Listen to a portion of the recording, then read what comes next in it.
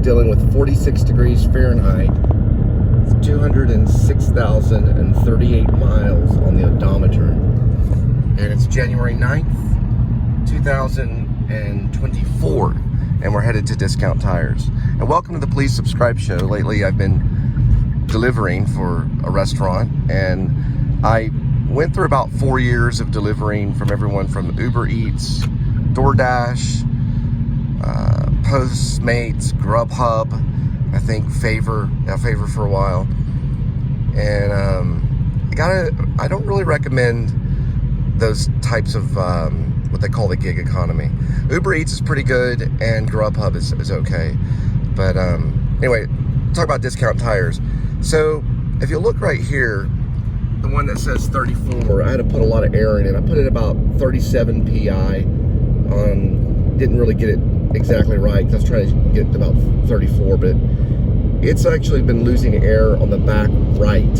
So it'd be the one that says 34 right there. And I don't know, I looked for some type of nail or something. I couldn't find it, but you can't always find those. But I have heard it. I can hear it in there, and you can hear it in the show too.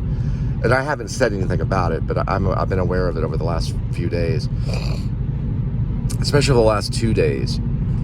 Because as the treads change and stuff, if it's bedded down in there and you just can't see it, sometimes it's in between the treads. So we're going to Discount Tires, the one that we usually go to, and I'm going to tell them about the problem. And I'm aware of this because I've been dealing with this for about 4 years, and it sounds familiar, you know. And also I chose a time to go to Discount Tires, which is around, I don't know, about this time.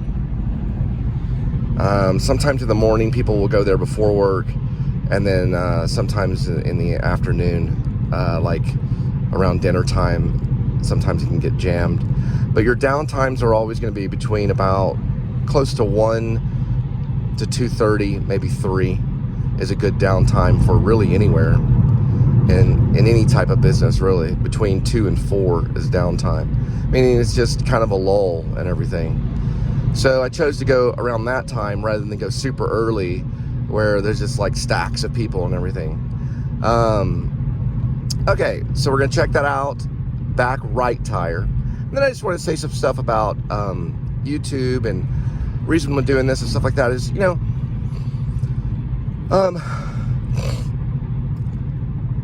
I guess when I was younger, I have a dream of, always had a dream of being, I know it's crazy, but a movie star. And I went out to Hollywood when I was about 27 to pursue that dream. And then I've done a lot of writing since. And I did okay. I got on set, and I got on Bravo. I was in a pretty famous acting school called the Actor Studio Drama School out in New York. And I was very lucky to have the opportunity to go to that because of James Lipton. Here, we're about to cross the lake. Let me at least go through the lake, and then I'll turn it around. But James Lipton's passed away since, and he was a really nice guy. He was very smart. He learned television through going out to Paris, France. And he studied with Stella Adler, who also went out to Paris, France too. And he was a soap opera actor in New York. There's Lake Worth. And he was, you know, a pretty famous guy. Will Ferrell used to make fun of him. But he was our dean at the New School University. And so he dealt with a lot of different people. Sean Baker was probably there at the time. I don't know if Sean Baker met James Lipton. I'm sure he might have. Or he may have gone around there. But he was at the New School studying advanced editing. And then later on, he'd make Tangerine and Florida Project. We didn't even know Sean Baker was there. No one even talked about him. It was just like, I guess he was a quiet guy, or no one mentioned him. I don't know for sure if he was part of the actors program, but the film and media people were certainly around. So I don't know if he attended any of the shows, because sometimes people will sneak into the shows. Now Bradley Cooper he was cohort 5, I was cohort 8, and people did talk about Bradley, but not in a way like a movie star. He was just a student, and he had gotten some roles like in, I think, eventually Alias, but at the time, I think Sex and the City, things like that, and so we kind of knew, but we weren't like 100% he was going to be iconic, but now he is. So, you know, those things happen. But usually the New School pumps out a lot of stars, and they always have, from James Dean, Robert Duvall, I think Marlon Brando studied at the New School with Stella Adler. A lot of people have been involved with the Actor Studio, from Al Pacino to Robert De Niro. Dustin Hoffman has even visited there. Anthony Hopkins would observe there. He was only an observer. I was only an observer too. I only observed at the Actor Studio. But at the Actor Studio Drama School, I was actually an official student, which was associated to that studio. So, you know, it's a pretty cool thing. But I always knew I would be in something. I don't know what it was. I wasn't really able to get back to Hollywood because it's kind of a window that you have to get in there. It's the real estate's really high and expensive in California. It's not a really cheap place to hang out. But I was able to get back to Texas, and I did leave for a while. I went to Maine for about 17 months, and I wrote a book. And so I knew that I would be a part of something. And then I didn't really realize you could start your own show on YouTube until about 3 years ago. And Linda's been helping with that lately. So thank you everyone for watching. I just wanted to kind of introduce myself. I'm the guy that's talking. I'm Cole Spivey. I was the guy who was talking about Actor Studio and all that kind of stuff. And I'm just real happy to YouTube, you know, for being there. Just for YouTube, for just giving us the opportunity to post every day, to do something with our lives. And not everyone does it. Not everybody posts on YouTube every single day. But it's certainly there available for anybody that wants to start their own show. Even stars, even people that have already made it, they can even start their own show if they wanted to. I'm gonna switch back over this way. But Linda's always asking me, you know, like, you know, kind of, you know, why do you do this and all this stuff? And a lot of the reason why, and I hate to say this, but a lot of times it gives me a sense of protection. But I think all accomplishment does that, you know? Because I feel every show that posts is accomplishment to me. That's just how I feel. Now, she noticed the other day we got like 100 views for some show that we did. And I was like, I don't know why we got that many views for that. Because this is kind of a domestic kind of style, family, you know, just everyday kind of mundane American splendor kind of thing, you know? It's not like anything special. We're not at Walt Disney World. You know, I'm going to Discount Tires, for the love of mercy, you know? But to me, I think it's important. I think it's important to have shows like this. Just like it is important to have shows about Walt Disney World. And I think those are fun. I watch them. I'm always envious. Like, those guys are having so much fun. Look at all the fireworks, the wonderful food. And yeah, that's great. But I think also these are important too.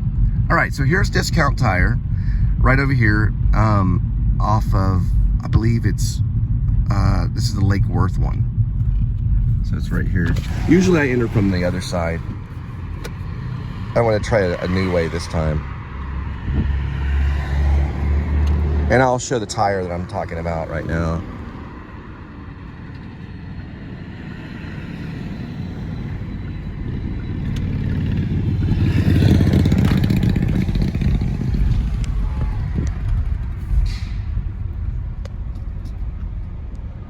So it says 35 right here, but that'll actually, after a few days, it'll lower all the way down to 27. So we're definitely gonna have that one checked out, the back right. So this is the one right here. It's actually losing air after a few days. It'll get down to 27 psi or 26, and then finally the light will go off. And then I'll be forced to put more air into it. I was gonna do the whole fix-a-flat thing, but I figured I'm having them look at it first. See if there's some type of small carpentry nail or something in there.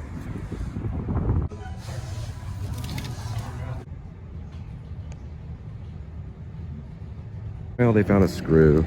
They were able to patch it though.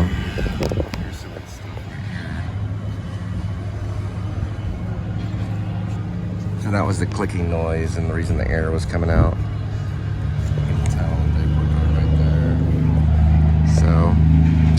Well, they weren't able to give me the screw though. He accidentally threw it away, but that's okay. I usually like to look at them to see if it's like near a carpentry site or something. But you can pick those up anywhere, really. All right, he was able to find it. It looks very similar. How they were able to patch that, I don't know. But it looks very similar to the other one. Actually, the other one, it was more damaged here, so it must have been just sitting right in there. You can see the top part of it. Must have been nearly done. My goodness.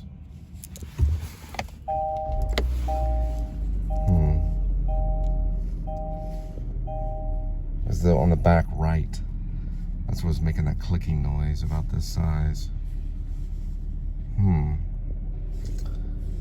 I don't see how they, yeah, I guess they can patch it. Good thing I came by here. It took about an hour, and here's all the information. Bolt pattern, I guess, I don't know what that is. Yeah, it says that customer wants to keep object and tire. Not inside the tire, but wants to keep the object that was in the tire. They actually put that down. Bolt pattern, here it is, certificate for refund. So this is what it looks like for road hazard. It'll actually say certificate for refund on the actual receipt. And that means they can replace it at zero charge, which is how much it costs for the replacement. And they'll do this as long as the treads are still decent. They have a chart that they can show you to basically, you know, reveal if the treads are still okay, and they're able to replace it. And in many cases, the road hazard covers it up to almost, you know, where the treads are like almost not there. But you have to ask them, and they'll tell you what the treads need to be for it to qualify. But the treads were still there, so they qualified it at zero, and they were able to replace it. A good job. It's just I don't see why they don't balance out the air pressure on it. So that could be, you know.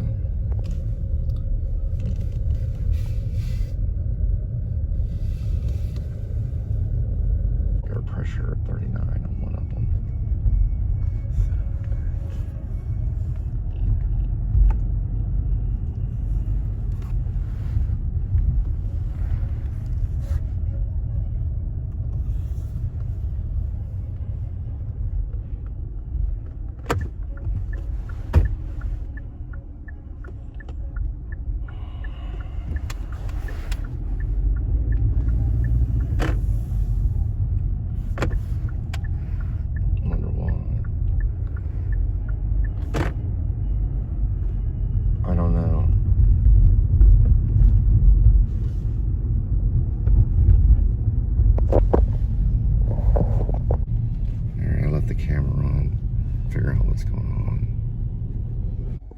So they do free air pressure here too, so I'll tell them what. So Discount Tire provides an air check. So they'll check the air pressure, and I'm gonna ask them, you know, why the discrepancy, and then what they recommend, and we'll get that knowledge as well. Oh, and by the way, I got to work on the Katharine Hepburn script too. I added some stuff, some contradictory stuff. So there was a time when she was a little girl, I think at the age of 8, and they had these purple, green, and white balloons they used for women's suffrage. This was basically for the women's vote. So she was behind that as a young girl, and she would make these balloons in this gas cylinder at the fairgrounds, probably with her family or with friends, and they would hand out these balloons, and she would go to people, track them down, and say, "Women's vote here, take it." And so she would give them the balloons. Now, in this version, I changed it up because I think Katharine went off on the fair to enjoy the fair as well as work. So this old farmer man comes up and she gives the balloon to the old farmer man, and then she follows the farmer man to the Ferris wheel, and she says, "Are you going on the Ferris wheel?" And the old man turns around, looks at her, and says, "Well, yes, I am, Missy." And then she basically tells him, you know, "It's Miss Katharine Hepburn." And she goes, "Well, oh," I mean, and the old man goes, "Okay, well, okay, then, Miss Katharine Hepburn." And then she asks if she can join him on the Ferris wheel. And he says, "Well, sure," you know, or "okay," or whatever. I don't remember the dialogue I used. So she follows him and gets on the Ferris wheel. And then you hear the voice of Katharine, the old Katharine Hepburn. She's telling the story. She's writing the story, the entire screenplay. And she tells the story of the gas cylinder balloons and how she handed things out. But as she's telling the story, you know, of this little moment at the fairground, she's also, the little girl's riding on the Ferris wheel. And she's saying, well, I would track people down and I would give them the balloon. And you're seeing the little girl riding on the Ferris wheel, and then it cuts, and then you see her on the sidewalk later doing her job. I just wanted to throw that in there because I felt that she would probably enjoyed some of the fair, or at least she did in her mind, maybe, because she was a representation for women's rights. Anyway, I just want to throw that in there. Inside of the door, you can see this is open on the driver's side. You can find what they recommend on air pressure.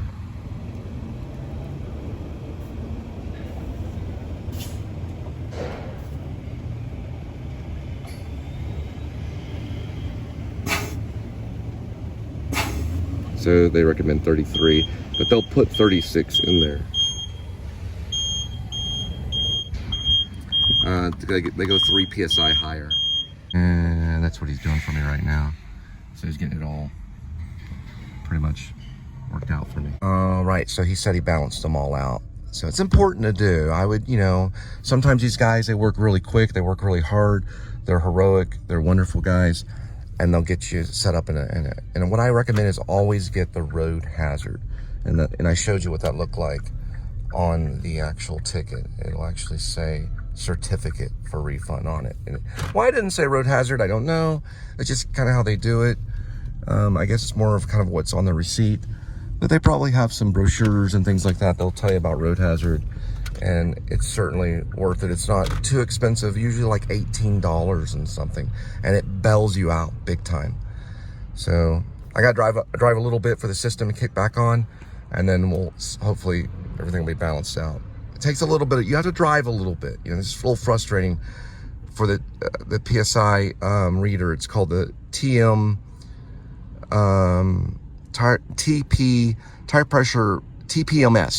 tire pressure monitoring system, tire pressure TPMS, tire pressure monitoring system to kick in. And we're gonna wait for that to happen, and then we'll look at it. Right, so looks like he got it closer. I'll take that, almost perfect. And that's a new fix on that one tire. And I'm really enjoying working on this Katharine Hepburn script. She was an amazing lady. Just by listening to her voice, she was stern. She knew what she wanted. She told people that she knew what she wanted. She didn't take crap off anyone. And she changed women's rights and women's suffrage. She changed how women behave. And now I think, me personally being part of the Men Too movement, I think it's okay with what they have. I'm a man, so I realize that, they got quite a bit of rights, and there's men sitting in prison because of it, because of some of it to do. It's not their problem, but that has to do with child support, and that's the only thing. I don't have any problems with child support. I think it's something that we have to put up with, but it does change us to the point where, we have to kind of put grind to stone, and get it all figured out. And maybe this is something that will change me, reading her thing. We have to kind of pick ourselves up by the bootstraps. If you have a kid and you're getting hit with child support because your woman ran off on you, and you're going to be a little bitter because a woman can, and they'll get what they want, And I've been in the in the nestle of bees. Like I said, I have the weirdest eccentric kind of statements. I'm kind of a writer. I'm into Hollywood. I've been to Hollywood, and all of them there will flag their women's suffrage liberation flags, and I think that's great. I love the Me Too movement, but I don't fear them because I'm part of the Men Too movement, and there are men sitting in prison because of some stuff, and we don't know if all the men are completely guilty. Only God knows, But we have to watch out, but we also have to stand as men and say, listen, I'm a man, we're men too, we understand, but we're still going to have our babies, But we're not going to bear them because God made it different, He made it where women were the ones that bear the children. They have to go through the 9 months of pain, and it's biblical pain. And anyway, let's look at the lake. But I love women. I think they're great. I think they're a force of nature. Ooh, look how pretty this is right over this way.